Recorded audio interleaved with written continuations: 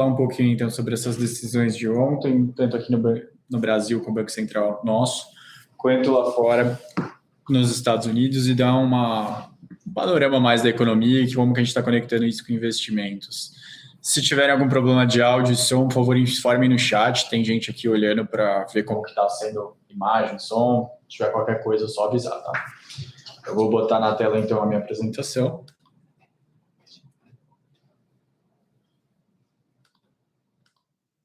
Está aqui na tela.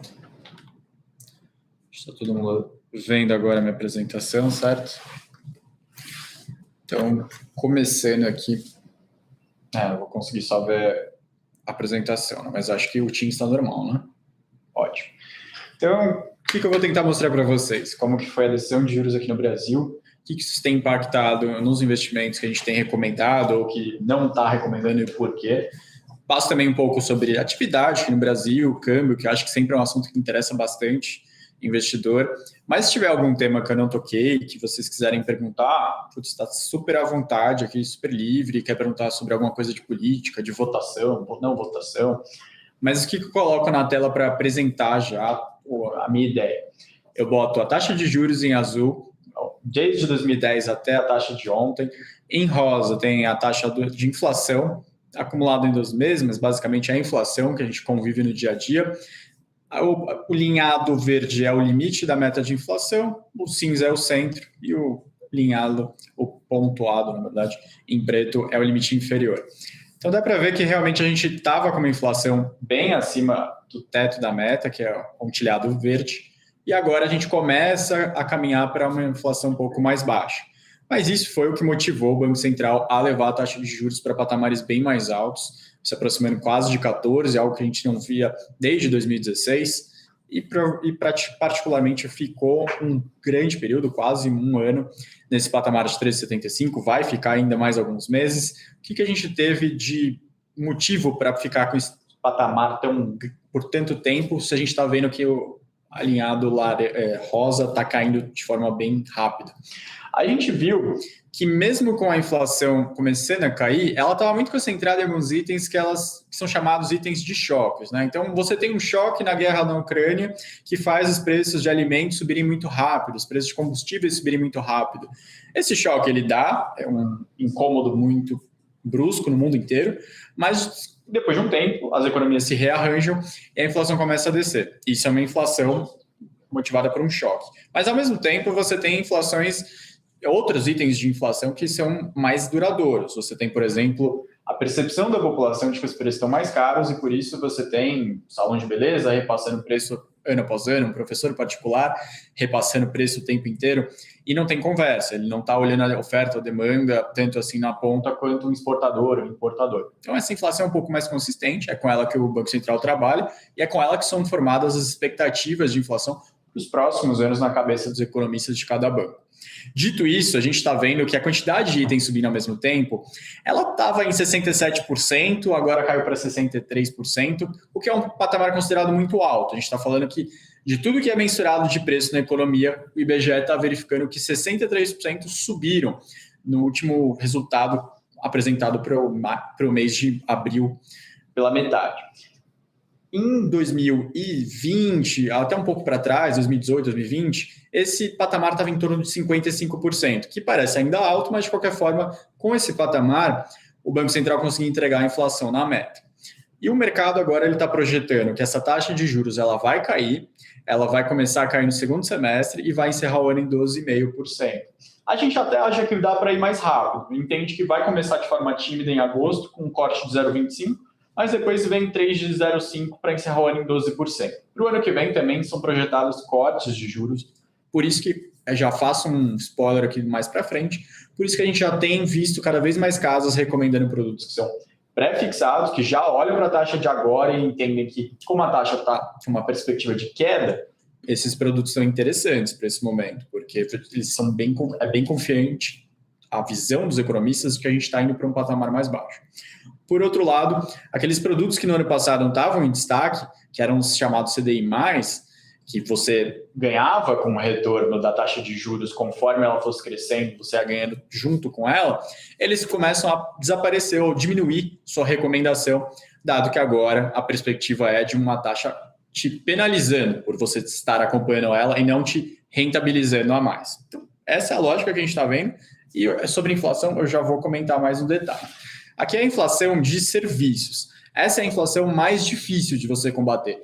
Isso a gente pode estar falando no Brasil, a gente pode estar falando na Europa, nos Estados Unidos, a gente está vendo o mundo inteiro com esse tipo de problema. É aquela inflação, por exemplo, de que a pessoa tem um imóvel alugado, ela sente que a vida dela está mais cara, que ela está indo no supermercado está mais caro. Lá nos Estados Unidos e na Europa, eles estão fazendo, no final do mês, uma conversa com o seu inquilino e pedindo para reajustar o aluguel. Aqui no Brasil, a gente já sabe como ver até um pouco mais, com uma inflação mais alta, e por isso faz uma renegociação uma vez por ano, seguindo a inflação de aluguéis medida pela FGV.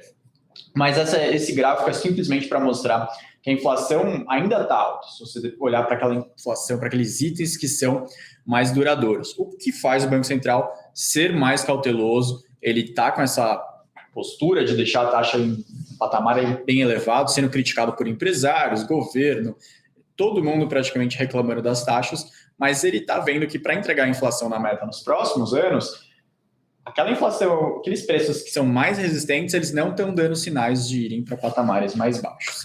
Então, dito isso, eu separei 3 trechos do comunicado dele de ontem que eu acho bem relevante para entender o que o presidente do Banco Central e seus diretores estão pensando para frente.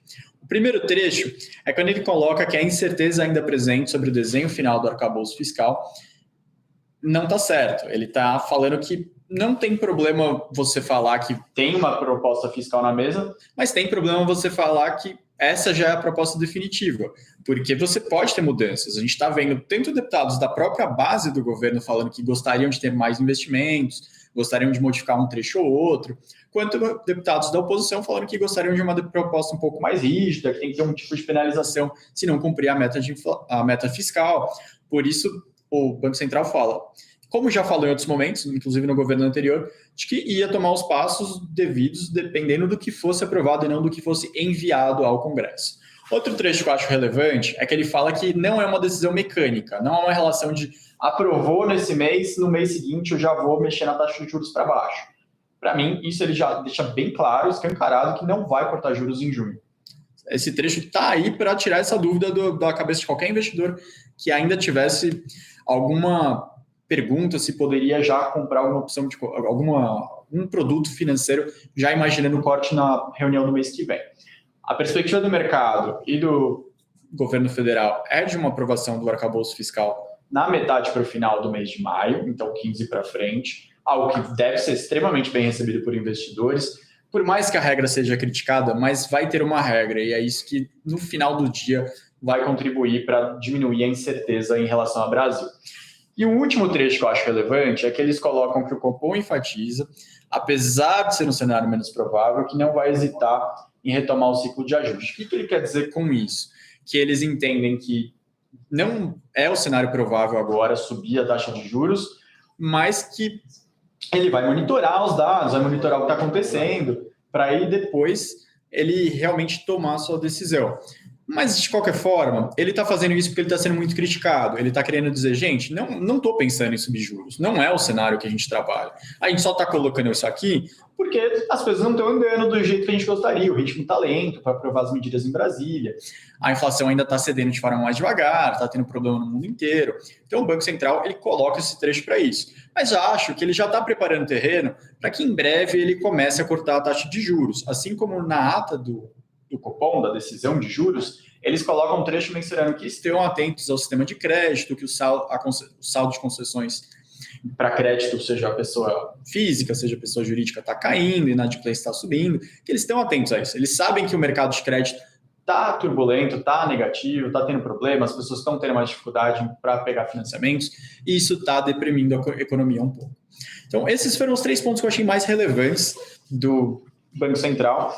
E eu trouxe aqui um gráfico mostrando o que foi colocado de forma um pouco mais torta recentemente no discurso, que foi: o Brasil tem as maiores taxas de juros reais do mundo, isso é injusto, isso não está certo. Na verdade, o que a gente foi atrás era, mas o Brasil ele é uma exceção ou realmente o Brasil sempre teve essa taxa de juros um pouco mais negativa, um pouco maior do que outras economias que são parecidas com a nossa? E foi isso que a gente verificou, que desde o começo do próprio governo do Lula 1, a gente tinha taxas de juros reais ainda maiores do que atuais, e isso não se mostrou diferente ao longo de todos esses últimos anos, um pouco diferente na pandemia, mas foi algo bem exceção. Mas, de qualquer forma, talvez o melhor momento foi quando a gente começou a fazer reformas com um pouco mais de maturidade, e isso fez com que o Brasil, aqui embaixo, se a gente olhasse, se aproximasse dos demais. Só que se a gente olhar aqui, África do Sul, Chile, Colômbia, Índia, México, a gente testou com vários, mas separou alguns para não poluir o gráfico. A linha azul escuro, o Brasil sempre está acima. O Brasil tem uma inadimplência maior do que esses países, então os bancos têm que adotar uma postura de maior cautela. Boa parte das reformas que a gente discute hoje, esses países fizeram há 15, 20 anos atrás, e já não tem essa discussão fiscal, você não vê um nível de endividamento como percentual do PIB, das riquezas geradas no Brasil, elevado como é aqui no Brasil. Eles não têm essa discussão de ter que ajustar as contas públicas, que a gente já está há 10 anos nesse noticiário chato pra caramba, ninguém aguenta mais falar disso, mas não resolve. Esses países não, eles já passaram por essa fase no começo dos anos 2000 e viraram a página. Eles já não passam mais por isso, o que dá como reflexo uma possibilidade de trabalhar, de viver, conviver com taxas de juros um pouco menores. Agora, eu tenho uma pergunta aqui, se vocês quiserem me interromper para fazer perguntas, fiquem super à vontade. Então, a dúvida, historicamente, o Brasil tem uma inflação média mais alta, manter a meta em um valor muito abaixo da média é realista? Eu ia chegar nesse ponto um pouco mais para frente, mas eu vou voltar aqui e falar que eu entendo que a gente deve ter a meta de inflação provavelmente subindo. Eu acho que é um desejo bem colocado na mesa pelo presidente Lula desde janeiro desse ano. O presidente quer que suba a meta para 4%, na verdade ele falou até 4,5%. Provavelmente a equipe vai seguir seu desejo e a gente vai ter uma inflação mais alta nos próximos anos. E eu acho até que a gente vai conviver com algo parecido com isso aqui, que foi o período no final de 2011 até 2015, no qual a meta em si não era perseguida. A gente mal visava o centro da meta de inflação. O teto da meta, esse sim, era perseguido. Portanto, a gente deve voltar a ter 4% de meta de inflação a partir do próximo ano, com o intervalo podendo levar até 5,5%, falando que está respeitando, e provavelmente é isso que o presidente Lula vai induzir, vai pedir para o seu próximo presidente do Banco Central, trabalhe com uma meta trabalhe com 5,5% de inflação, que para mim está ótimo, a gente vai conviver com isso e está tudo bem. Isso tem consequências interessantes para os seus produtos de investimentos. Isso eu acho que eu botei mais para frente, então eu já vou chegar lá, mas guarde essa informação, porque essa mudança de mentalidade ela vai bater no que a gente deveria investir, como que a gente vai ganhar dinheiro nos próximos anos, dado essa mudança de cabeça de governo.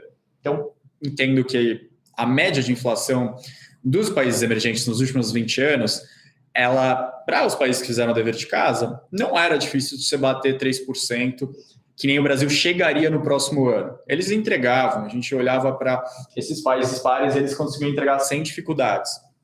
Agora, se nos próximos anos a média deveria subir, eu entendo que se os bancos centrais dos Estados Unidos, da Europa, tiverem dificuldade em voltar para os 2%, eles vão gerar um ambiente de maior inflação no mundo. Se os americanos estão comprando, aceitando que o brasileiro repasse 3% de inflação ano após ano, a gente vai estar pressionado a ter inflação um pouco maior. Lembrando que a meta deles era de 2% nas últimas décadas. Então, isso é algo a se questionar. Acho justo esse questionamento se a gente for conviver nesse mundo com inflação mais alta e todo mundo ficando ok. Se for uma visão mais dura dos banqueiros centrais europeus, americanos, e eles realmente buscarem levar a inflação lá para baixo, aí não faz tanto sentido a gente ser tanto a exceção que nem a gente estava sendo. Aqui o que eu coloquei na tela foi um exercício que eu faço, que é basicamente, o Banco Central vai cortar juros esse ano. Então, desde setembro do ano passado, o que eu fico pensando, o que eu fico lendo, o que eu levo em conta para verificar realmente se eu estou dando maior ou menor probabilidade de corte de juros. Então, vocês podem ver que eu comecei, entendo que 65% de corte de juros faz sentido. O IPCA estava recuando rapidamente no ano passado, no segundo semestre, de setembro em diante, a gente estava vendo os preços de energia caindo rápido. O Brasil tem bastante impacto de preço de energia, preço de combustível.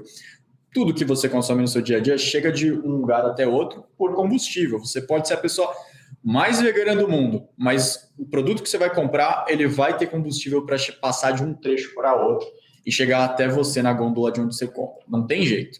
Não tem jeito mesmo, vai ter que chegar. Alguma coisa que você compra no dia a dia vai passar por combustível. Então, toda vez que o preço de combustível sobe, chega ao resto dos itens de forma mais direta, mais indireta, e toda vez que cai, isso é verdade também, e naquele momento estava caindo, por isso eu dei uma probabilidade de 65%. Depois o presidente Lula, ainda candidato nos debates de outubro, questionou o Banco Central independente. Então, comecei a baixar a probabilidade de juros. E por aí vai. Eu coloquei aqui como exercício para vocês verem como que a gente monta aqui a cabeça, como que a gente chega num corte em breve, numa projeção de corte de juros para frente, como as outras casas fazem também. Isso vai subindo, vai descendo, isso vai mexendo conforme os acontecimentos políticos, os acontecimentos macroeconômicos vão acontecendo, conforme os indicadores vão sendo colocados na mesa para a gente.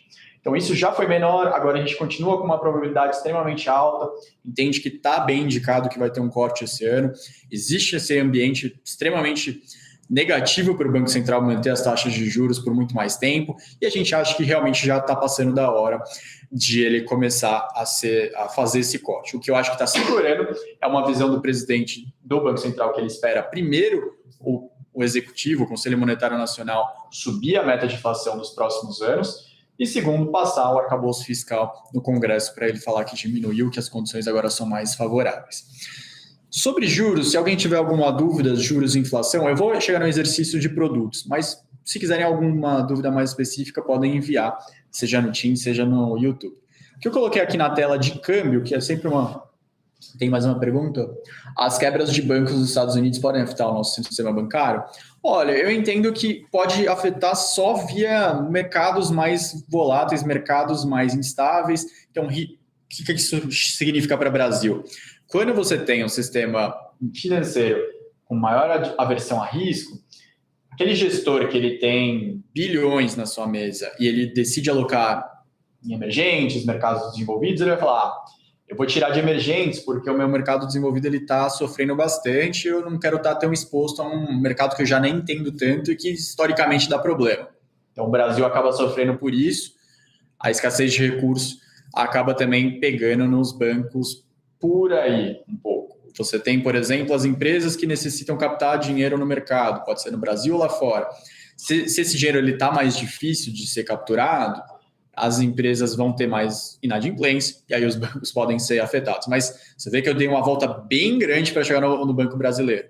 O que eu acho que está acontecendo lá nos Estados Unidos é que a gente tem um cenário bem diferente. Enquanto aqui no Brasil você conta na palma da mão, ou no máximo duas, os grandes bancos brasileiros, lá a gente tem quase 5 mil bancos. Você tem os grandes bancões, você tem os bancos regionais, você tem os bancos estaduais e aqueles de pouquinhas cidades. Então, é outra realidade. Você não tem aqui, igual o Brasil, que é o Itaú, o Bradesco, o Banco do Brasil, o Caixa, Santander, que praticamente dominam tudo. Lá é diferente. Por isso, você está tendo uma fuga de depósitos daqueles bancos menores, indo para outros bancos mais consolidados, todo mundo entendendo que eles estão tendo problema. Isso, de fato, eles tiveram algum problema imaginando que as taxas de juros não iam subir tanto, tiveram algumas apostas, alguns erros de gestão, e a gente está vendo mais bancos tendo problemas desse tamanho menor. A gente deve ter, ao longo do mês de maio, junho, ainda mais bancos quebrando ou sendo adquiridos por outros devido a esse problema. Mas chegar aqui no banco ou numa ação de um Bradesco, numa ação de um Itaú, parece muito difícil. Até porque o Itaú tem reportado bem. O Bradesco tem reportado um pouco mal, mas por particularidades.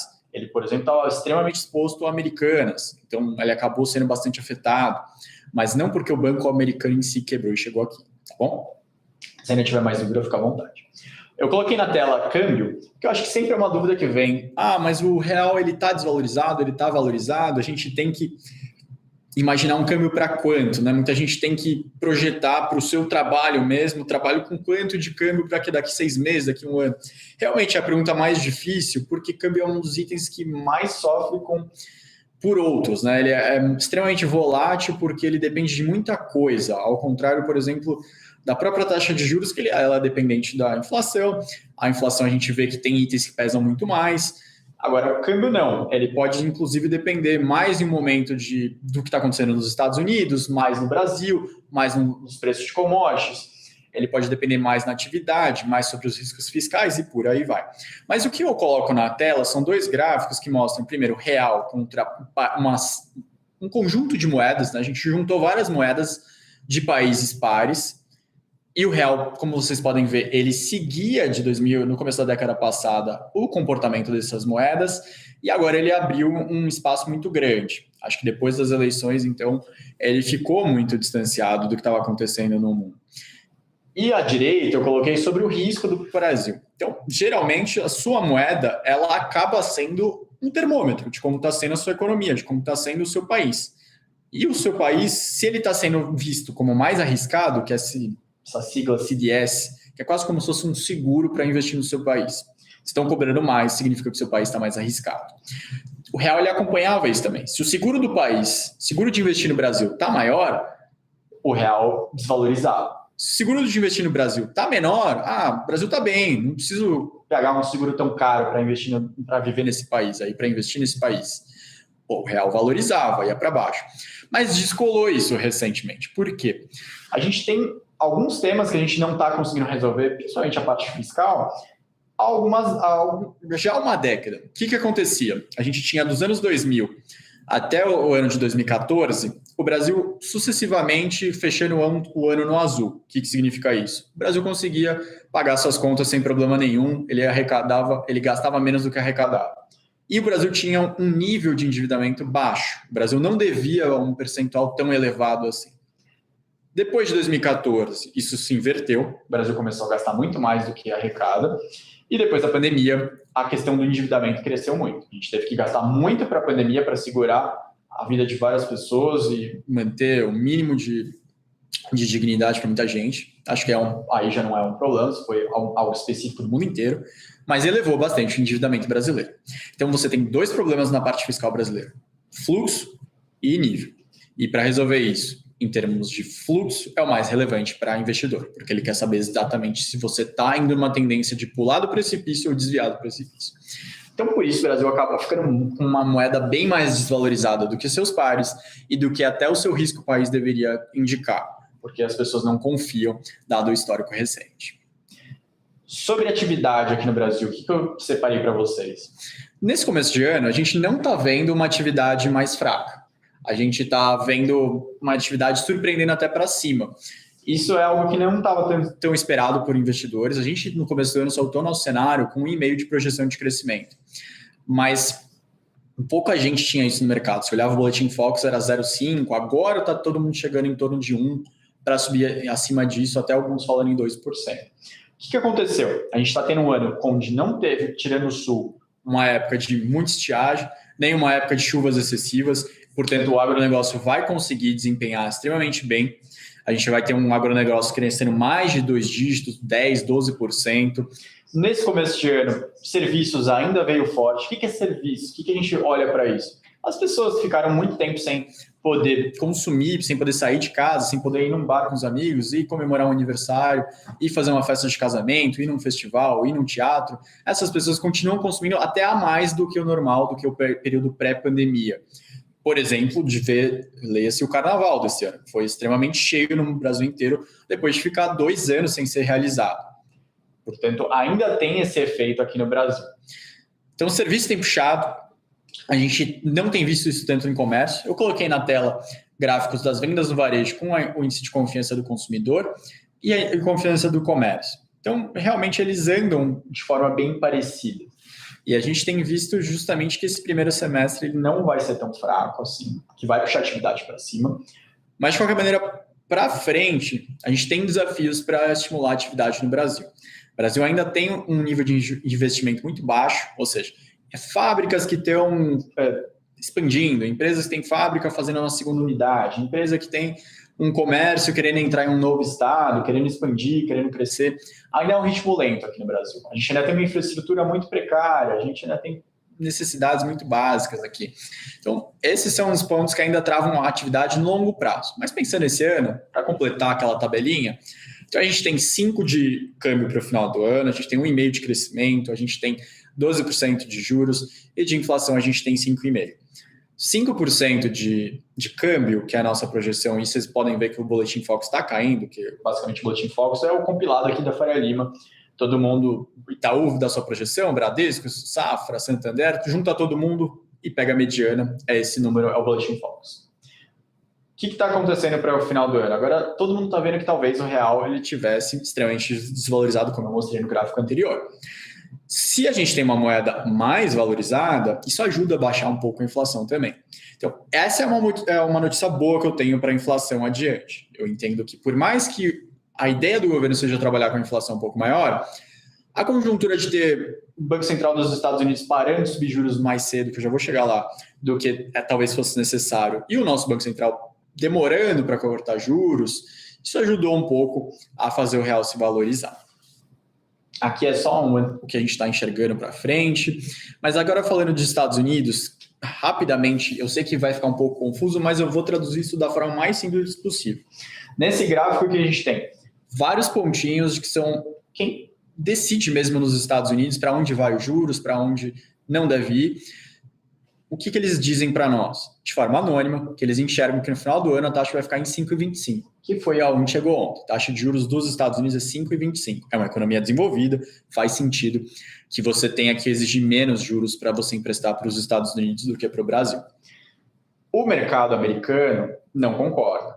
Os operadores do mercado financeiro americano, eles entendem que não, que no final do ano, 4,5, que já em setembro vai ter que começar a cortar. Por que isso é relevante para cá, para o resto do mundo? Porque os Estados Unidos são a maior economia do mundo, acaba que tudo vira uma brecha, deriva do que vem dos Estados Unidos. A taxa de referência é a taxa de juros americana. Quase todos os outros produtos vão sair de lá como uma alternativa. Se você tem dinheiro, você quer deixar num lugar mais seguro, você vai deixar na taxa de juros americana nos títulos do governo americano. Se existe um conflito entre o que o mercado enxerga e que o Banco Central enxerga que vai fazer, diz que vai fazer, alguém está errado. Ou o Banco Central está mentindo, ou não está esclarecendo, expondo suas intenções e vai começar a cortar juros em breve. E isso vai fazer com que o dólar perca força de forma bem acelerada adiante, com que o mercado financeiro americano de renda variável tenha uma aceleração, mas que talvez eles tenham que trabalhar com inflação mais rápido, ou o mercado financeiro está errado e eles vão ter que corrigir essas probabilidades para cima, se equilibrando com o Banco Central, e aí a gente deve ter uma renda variável sofrendo um pouco por lá, a gente deve ter um dólar se valorizando um pouco mais no segundo semestre. Então eu até entendo que nesse primeiro semestre o real ainda deve se valorizar perante ao dólar, pode cruzar 5 e ir para patamares mais baixos, mas para o segundo semestre tem que ficar muito atento, porque pode ser que a gente volte a subir, a gente pode chegar uns 4,90 para baixo e depois voltar a subir, porque dificilmente o Banco Central americano vai arriscar a inflação decolar de novo e não entregar essa inflação na meta nos próximos anos. Então, dito isso, acho que é relevante, bate muito em Brasil. Então, sempre tem que acompanhar o que acontece nos Estados Unidos, porque chega aqui. Mas ainda fazendo uma interação com produtos. Acho que bolsa nos Estados Unidos segue muito volátil, segue tendo problemas em bancos, em fintechs, que precisam de recursos mais baratos para girar, para expandir. Não parece ser um veículo adequado, mas de qualquer maneira parece que os gestores que investem lá nos Estados Unidos, que muitas vezes são brasileiros, estão no fundo multimercado, sabem capturar esse momento de inflação mais alta, juros mais altos, melhores até do que os gestores de lá. Por isso a gente continua recomendando, inclusive, vários fundos multimercados aqui do Brasil que investem por lá. O que eu fecho aqui na parte de inflação lá fora é um gráfico bem interessante que mostra como que foi o preço de frete nos últimos 10 anos, frete marítimo, nas principais rotas comerciais. Vocês podem ver que deu um pico em 2021 e 2022, quando nos últimos 10 anos era $2.000 para você levar um frete, um container de Xangai para qualquer lugar do mundo, foi para seus $15.000. Por quê? A China decidiu durante o 2021 e 2022 que a política de Covid-0 devia ir ao extremo, que eles deveriam recomendar que nenhum navio entrasse, que as fábricas fechassem, que tudo tinha que parar para diminuir a quantidade de casos de Covid. Isso fez com que faltassem insumos no mundo inteiro. E se falta insumo no mundo inteiro, o que chega mais caro, o que tem disponível no mercado sobe-se o preço. Isso acabou alimentando bastante os preços na Europa, nos Estados Unidos, aqui no Brasil. Faltou peça em tudo quanto é lugar. E agora está normalizando. Por isso, agora a gente está vendo uma pressão para baixo, vindo de fora, de inflação. Mas isso é bem relevante para produtos, mais uma vez. Aqui é para ver como a nossa inflação ela não é alheia ao que acontece no cenário externo. A gente tem um acumulado da inflação em azul, preço do petróleo em verde, vocês podem ver que eles acompanham, até o que eu comentei mais cedo, que praticamente tudo que você consome tem relação com o petróleo. E CRB é basicamente um indicador que mensura commodities. E o Brasil ele é muito ligado em commodities, por isso que vocês podem ver no gráfico também que o Brasil vai acompanhando. No ano passado, com a guerra da Ucrânia, os preços de alimentos dispararam, os preços aqui no Brasil também vão junto. São um dos principais itens da inflação. Toda vez que está a inflação, você liga o seu jornal na TV e está lá. Alguém fazendo uma entrevista no supermercado falando o preço da batata subiu tanto, do tomate subiu tanto. Mas os preços de alimentos eles vão de volta. Por isso que eu comecei falando sobre os outros itens que são mais duradouros. Aqui eu tenho a parte de gasolina, a parte de combustíveis.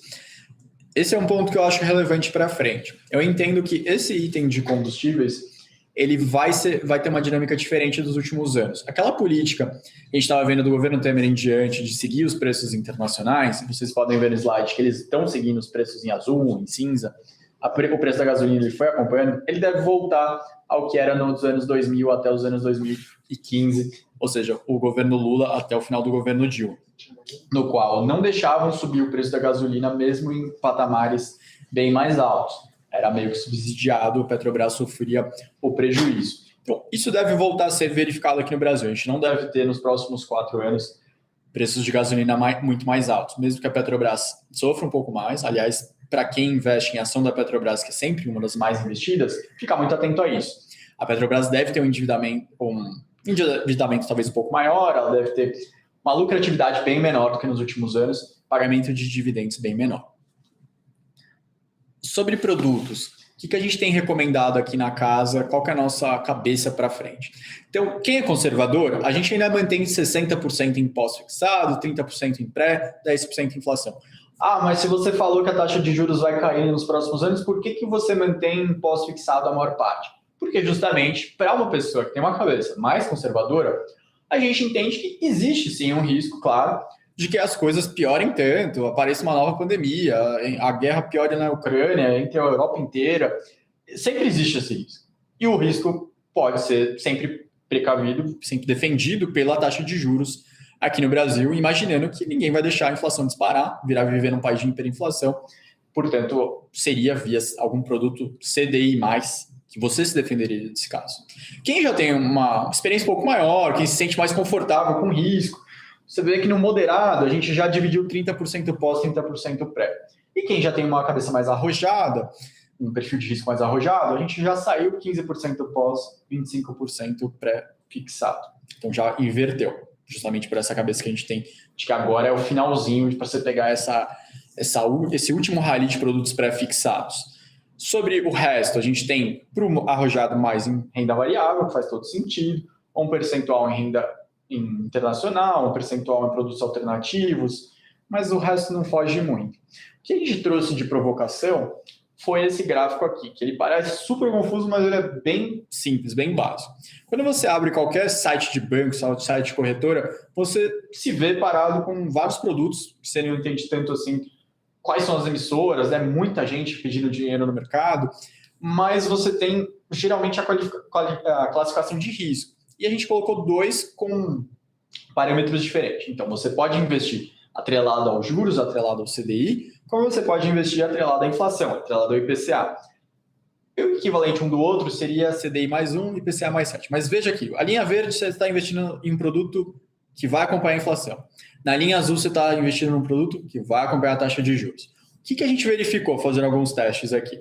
Que desse ano até mais ou menos metade de 24 do ano que vem, final do ano que vem, acompanhar os juros ainda faz sentido. Então, se você está aplicando um recurso para ano que vem que você quer viajar para Disney, ano que vem que você quer comprar um carro, dar entrada num apartamento, e é ano que vem que você quer fazer isso, ainda faz sentido você estar mais acompanhando o CDI, porque as taxas ainda vão ficar mais altas, a gente acha que vai começar a cortar juros, mas vai ser de uma forma mais lenta, e a inflação ela não vai ficar em patamar tão elevado agora em diante. A gente entende que a inflação ela vai recuar. Porém, se você está pensando num prazo mais longo, meu dinheiro está aqui, eu nem vou gastar ele nos próximos anos, eu só quero que ele renda o máximo possível. Isso se inverte de 2025 para frente. E por que isso acontece? Porque na cabeça da maior parte dos economistas, a taxa de juros vai chegar lá para os 10%, 9% nos próximos anos, enquanto a gente concorda com o que está sendo dito pelo governo, ou melhor, a gente concorda com o que está sendo dito pelo governo vai ser aplicado, a taxa de inflação vai subir para 4% a meta, e assumindo que simplesmente o centro da meta fosse cumprido, 4%, já valeria a pena você estar em inflação no longo prazo. Ela já superaria o rendimento dos juros. No outro slide, a gente provocou o quê? E se o próximo Banco Central nem cumpriu 4%? Se ele decidir que tem que entregar só 5,5%, tá bom, ninguém reclamava nos últimos mandatos da Dilma e do segundo mandato do Lula, o teto já tá bom. E a taxa de juros também não precisa subir tanto. Concordo com o presidente, tenho que levar a taxa de juros para um patamar mais leve. Porque a gente acha que é o cenário mais provável, tá? A gente acha que esse é o cenário mais provável. Vocês podem ver que a boca de jacaré aumenta ainda mais. Ainda fica mais atrativo você estar aplicado em inflação. Quer dizer que a gente vai perder o controle da inflação? Não, nem quer dizer isso. Quer dizer só que a gente vai conviver com inflação mais alta por um período maior. Então, essa é uma provocação que a gente fez aqui, colocando esse cenário de juros e inflação. Eu acho que eu vou abrir um pouco mais para a pergunta. Não sei se... Eu acho que já tem mais uma aqui. Não sei se no Teams tem também. Mas eu vou... Frente ao cenário do Brasil no segundo semestre, você vê agora como um bom momento para investir ou aguardar um pouco como reserva de oportunidade? Então, eu acho que sempre tem essa questão de qual produto. E é isso que a gente tentou provocar aqui. Eu acho que agora a gente está vendo vários pré-fixados que seguem bem interessantes. Se você tem um prazo bem específico que você quer retirar esses recursos, poxa, perfeito. Se você quer você quer comprar um apartamento no ano que vem, você vai pegar uma taxa pré-fixada que vai valer a pena agora. Se você tem essa cabeça de que não, eu estou meio indeciso ainda sobre o que fazer, eu posso demorar um pouco mais, um pouco menos, mas vai ser nos próximos 2 anos, acho que tem produtos de renda fixa pagando CDI+, que estão valendo a pena. Para ser no mais longo prazo, de inflação. Ah, mas eu vou ficar incomodado se a bolsa render mais, se algum fundo de investimento render mais. Ótimo, tem fundos multimercado que estão indo bem, que a gente tem colocado nas nossas recomendações. Tem fundos de ações que estão conseguindo desviar de todo esse período horroroso da bolsa. Mas é claro que a gente não acha que esse é o ano de você estar muito alocado em bolsa. Você pode ser o mais arrojado possível. Mas tem anos que você tem que estar adequado à realidade. Então, esse ainda é um ano para você aproveitar as oportunidades de renda fixa. Eu acho que tem grandes oportunidades de renda fixa. Com a tendência agora de passar na segunda quinzena do mês a regra fiscal nova, pode ser que seja aprovada ainda também a reforma tributária esse ano, já parou de subir juros lá nos Estados Unidos, tudo isso deve acalmar um pouco mais o mercado local. Então, o que vai acontecer? O mercado ele vai pedir menos juros para qualquer empresa que quer chegar lá e pedir dinheiro. Ah, eu quero uma dívida de 100 milhões de reais para construir mais uma fábrica de pão. Se ele pedisse isso há 2 meses atrás, você ia pegar produtos com taxas bem mais altas. Porque ninguém queria dar dinheiro para ninguém, estava todo mundo com medo, todo mundo assustado com o que ia acontecer aqui e lá fora. Agora já está um pouco mais calmo. Então o que acontece? As taxas que são entregues para o cliente final, elas são menores. E a tendência é que isso continue caindo. Continue caindo porque o risco de um estouro fiscal vai ser menor. Continue caindo porque o próprio Banco Central vai colocar as taxas básicas de juros para baixo a partir do segundo semestre, na nossa visão. Continue menor por alguns temas. Tem algum slide aqui, slide de alocação? Tem uma pergunta aqui da Jade. Gustavo, no slide de alocação da carteira, não tinha um percentual para FIIs. Tem algum motivo específico para não colocar FIIs na carteira nesse momento? O percentual de FIIs é porque a gente entende, por um estudo nosso aqui interno histórico, é que os fundos imobiliários eles acabam avançando mais quando a gente tem um período de corte de juros. Eles não caem em momentos de estabilidade de juros como agora, eles geralmente ficam de lado, como está acontecendo. A nossa carteira de fundos imobiliários, inclusive, está indo bem esse ano, ela não está indo mal. Mas a gente simplesmente fez essa troca, mas não colocou nada em FIIs, por ter essa característica de andar mais de lado. Não porque a gente está adverso aos fundos imobiliários. A gente, inclusive, gosta muito. Recomendo que vocês acompanhem a nossa carteira de fundos imobiliários, que a gente continua tendo um desempenho interessante, continua vendo vários ativos lá muito fortes, muito bons. Tem papéis que deram problema, mas geralmente não são tão recomendados assim. São aqueles que as pessoas estão buscando um risco a mais. Os que tem na carteira, a gente continua super tranquilo. Mas é extremamente por isso que a gente não está com FIIs. Mas nenhum extra a mais do que isso. Vocês querem fazer alguma outra pergunta? Vocês querem que eu entre em algum outro tema? Eu tenho slides de política, eu tenho slides de qualquer tema que vocês gostem que eu não toquei a mais aqui. Eu falei menos de internacional do que o comum. O que vocês gostariam que eu entrasse mais no detalhe aqui, gente? Deixar com vocês essa parte, porque eu falei bastante aqui. Já vi mais de 40 minutos.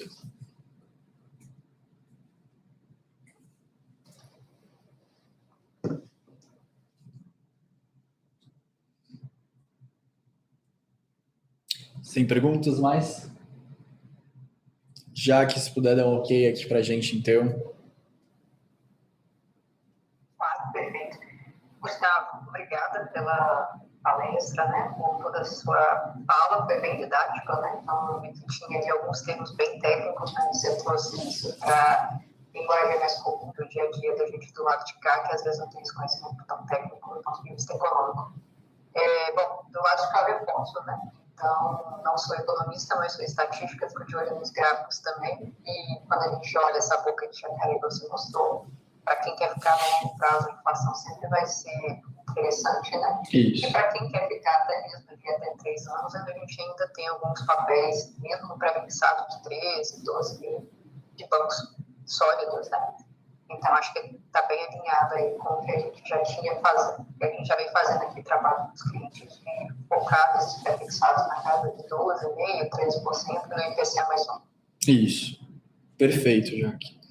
Entendo que é mais ou menos essa lógica que a gente tem conversado agora com todo mundo, tem verificado o mercado inteiro caminhando para isso. Existe uma discordância, talvez, entre começa a cortar aqui, começa a cortar ali, mas a dúvida maior é quando, né? Que vai acontecer um corte de juros em breve, isso já é dado, até porque o Banco Central já está deixando claro isso. Existe toda a pressão, a gente sabe que a economia brasileira mesmo não aguenta ficar com taxas de juros altas por tanto tempo. Foi logo o meu primeiro slide que eu já coloco, que vai chegar um momento que a gente vai ter esse corte, né? Você vê que mesmo em momentos que a gente ficou com uma taxa de juros estável, ela cai depois, a gente fica estável, cai depois. Só que é a pandemia, gente. Aqui é aquele gráfico que a pandemia vai estragar todos os gráficos de todos os economistas por alguns 10 anos, né? Mas, tirando isso, se a gente olhar para os outros tempos, a normalidade prevalece. Então, vai precisar, sim, chegar a patamares um pouco mais baixos. E até porque a inflação já está em patamares menores. O que eu só chamei a atenção é que essa inflação aqui, que é a mais chatinha, a que incomoda o seu dia a dia, ela não tá leve. A gente vai conviver com um sentimento de inflação no dia a dia um pouco chato.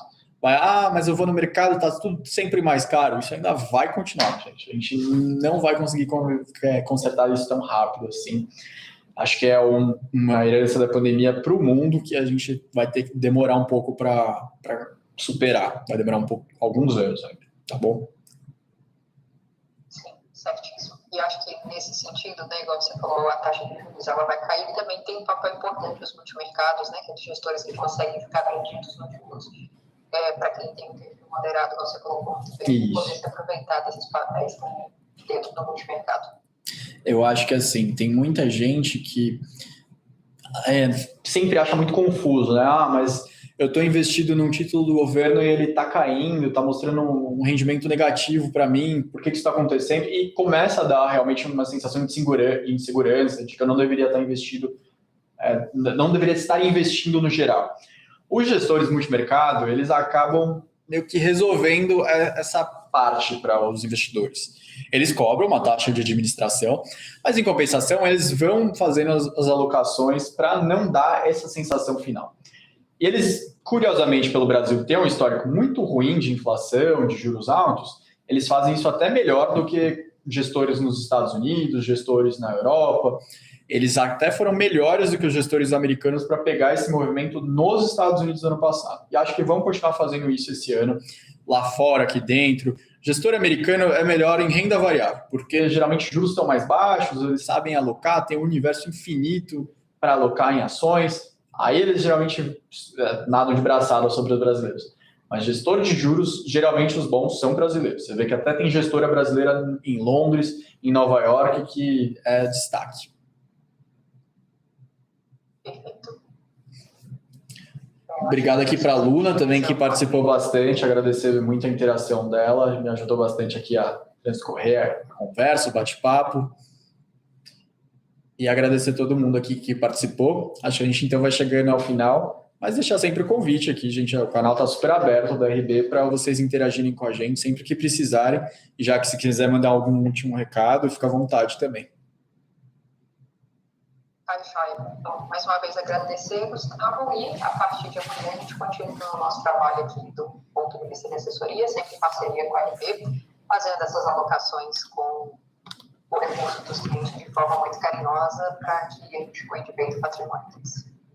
Perfeito, então. Então, uma boa noite para o Vinícius, para a Adriana, para a Luna e para todo mundo aqui. Até a próxima e bom resto de semana, gente. Obrigada, você também, Gustavo. Tchau, tchau. Tchau.